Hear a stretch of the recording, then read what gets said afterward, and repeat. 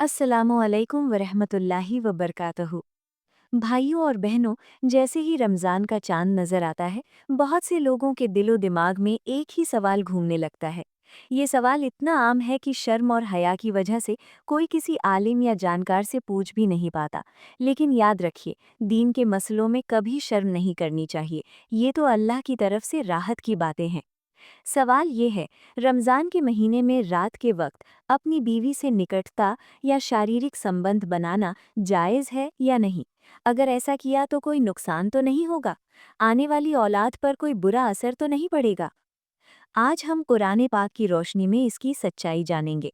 ध्यान से सुनिएगा, क्योंकि हर शादीशुदा मुसलमान को ये बात अच्छी तरह समझ लेनी चाहिए। देखिए, हमारे समाज में कई पुरानी रस्में चलती हैं।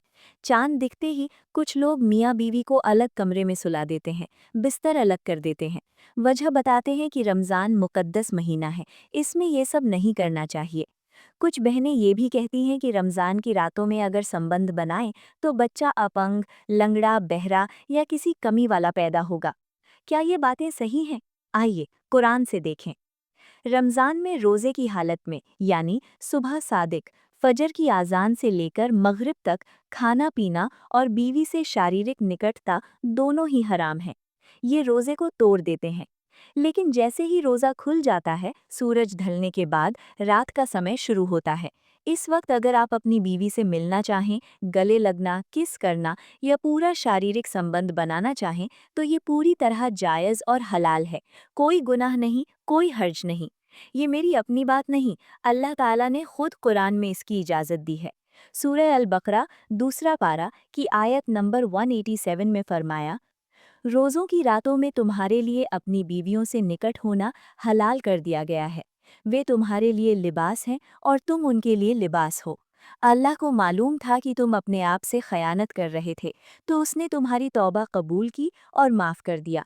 अब तुम उनसे मिलो और जो अल्लाह ने तुम्हारे लिए लिख रखा है उसे मांगो और खाओ पियो, जब तक सुबह की सफ़ेद धारी काली धारी से अलग न दिखाई दे। इस आयत से साफ है, रमज़ान की रातें यानी मगरिब से फजर तक वो वक्त है जब बीवी से मिलन, सहवास सब कुछ वैध है। ठीक वैसे ही जैसे बाकी महीनों में अल्लाह ने खुद कहा कि वे एक दूसरे के लिए लिबास यानी ढकने वाली, राहत देने वाली हैं। तो जो लोग कहते हैं कि रमज़ान में रातों में भी ये गुनाह है या बच्चे पर बुरा असर पड़ेगा, ये सब बेबुनियाद बातें हैं, समाज की अफवाहें हैं, कोई शरई सबूत नहीं। जब अल्लाह ने इजाज़त दे दी तो कोई नुकसान कैसे हो सकता है? बच्चे की सेहत या कोई कमी अल्लाह की मर्जी से होती है, न कि रात के मिलन से। रमज़ान में रात का वक्त राहत का वक्त है। आप अपनी बीवी से प्यार जताएं, गले लगें, किस करें, हलाल तौर पर पूरा मिलन करें। ये सब जायज़ है और नेकी का काम भी है। बस एक बात याद रखें, फजर की आज़ान होते ही सब कुछ रोक दें, रोज़ा पूरा करें और अगर एतकाफ़ में हो तो मस्जिद में रहते हुए भी निकटता नहीं। ये अल्लाह की हदें हैं, इनकी हिफाजत करें। भाइयों और बहनों, इस हकीकत को ज़्यादा से ज़्यादा लोगों तक पहुँचाएं, शेयर ज़रूर करें ताकि गलत फहमियाँ दूर हों। अस्सलामु अलैकुम वरहमतुल्लाहि वबरकातहू।